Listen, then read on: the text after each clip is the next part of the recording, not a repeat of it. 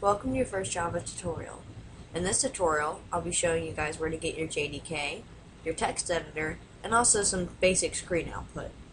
Alright, to begin, go to Google and type in the words Oracle Java JDK and click on this first link, oracle.com.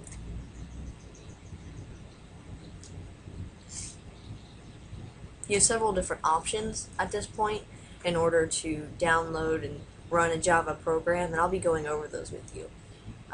Your first option would be to get the Java platform JDK. Just download and run that.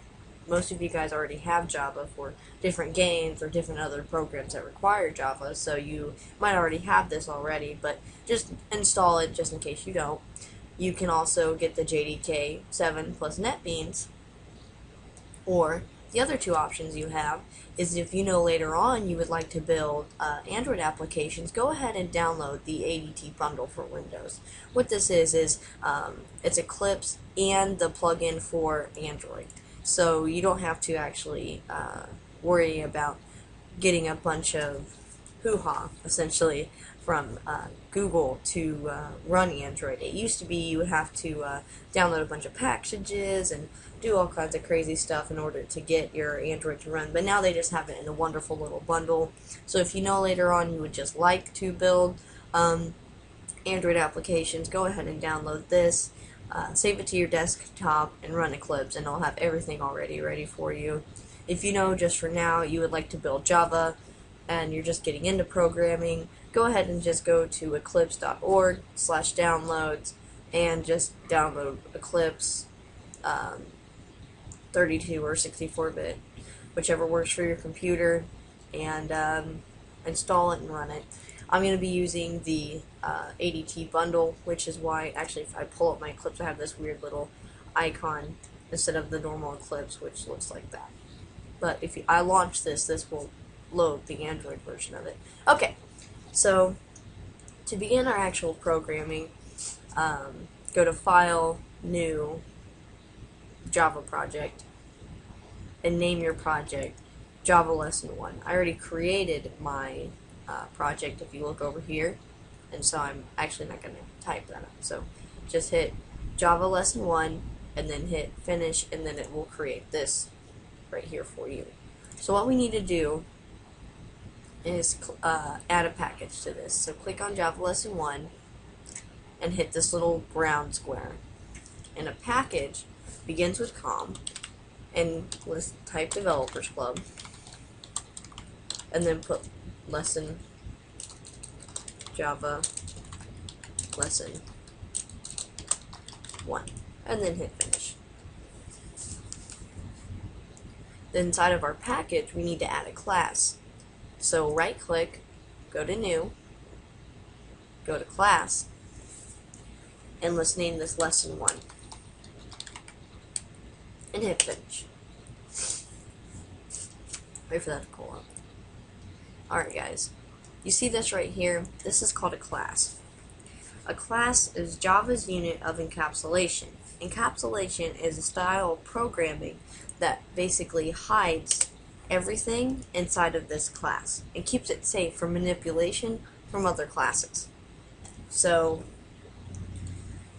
in each class there's multiple methods, and a method is just a way that a program handles data. Our first method that we're going to build is going to be our main method. So type public static void, wow, I can't type today, void main, slow down, string args, args, and then give yourself two brackets. Give yourself an opening bracket, curly bracket, and a closing curly bracket, and hit enter. Give yourself a little space, and this is a method. Let's go over some terms. This is called an access specifier. This is saying whether or not a class or another method inside of a class can access the data that's going to be held within this method. So if this was called, it can be either public or it can be private. If this was private, then this means that this method no one could access it, and all the data within it was held. But we're going to do public. Static allows for the method to be called before an object of it has been created. But we'll deal more with that later, and you'll understand what static truly means later. Void. This means that our little method does not return any data.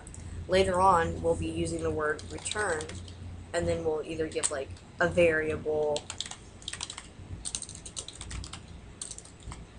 and then or a name, and then return it. And that name will actually be in a parameter list in here. And main, this is just the name of our method, and every program must have a main method because Java basically is looking for it, going, man, I need a starting point, I need to know where to begin, and so it always assumes the main method is where it will always begin. Alright, so I'm going to show you guys some basic screen output. There's two different ways that you can do screen output. We can do it with a print or a print line, and I'll show you what those both look like. So type system dot out dot print. Give yourself an open parenthesis, and a close will give you a closing one. Give yourself a quotation mark, and then put this is our first Java tutorial. Closing it, and give yourself a semicolon. In each programming language, they have a set of punctuation rules like we have with our written languages. So think of a semicolon like a period. It's the end of a statement saying, alright, you're done here. Go to your next line. On our next line, we're going to type system.out.println, ln,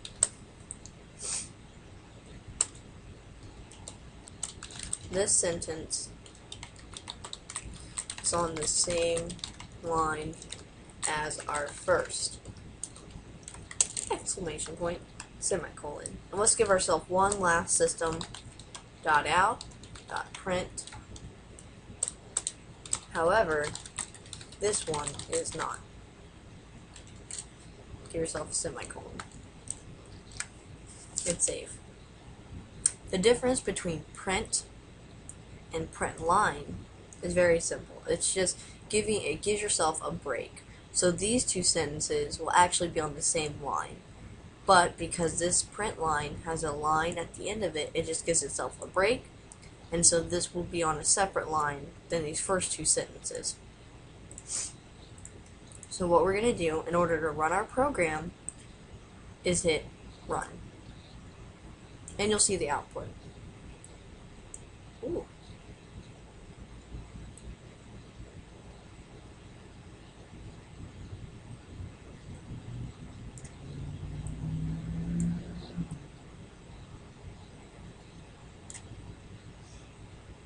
And you'll see the output.